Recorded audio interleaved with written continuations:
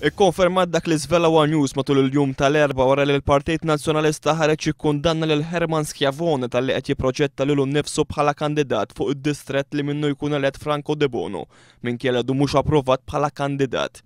Kien One News li matul il-jum tal-erba' żvela li qabel ma saret din il-kundanna Schiavone kien informat minn uffiċjali għolja fil-Partit Nazzjonalista li dak li kien se jingħad dwaru jagħmel parti minn negozjati li qed isiru mal-backbencher Franco De Bono.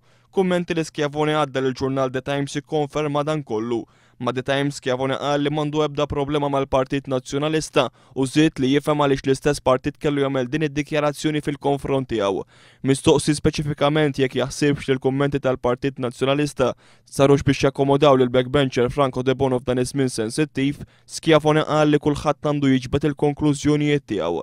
Saħaq li wieħed irid iħares lejn id-dikjarazzjonijiet tal-Partit Nazzjonalista fil-konfront tiegħu fil-kuntest tas-sitwazzjoni politika li l-pajjiż jinsab fiha fil-mument. L-għadda tad-dikjarazzjoni tal-Partit Nazzjonalista li Herman Schiavone mhux kandidat tiegħu ma' The Times l-istess Schiavone saħaq li mill-ġimgħa d-dieħla sejb għaddej bil-House Visits għal ġid tal-istess Partit Nazzjonalista.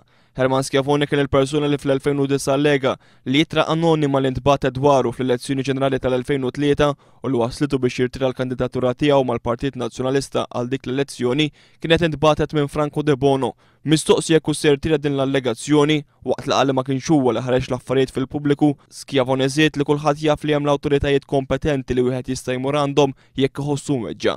Sa dan it-tant rapport fuq il-ġurnal Malta Today qal li fl-aħħar sigħat Franco De Bono ħalla Malta għal btala f'Ruma.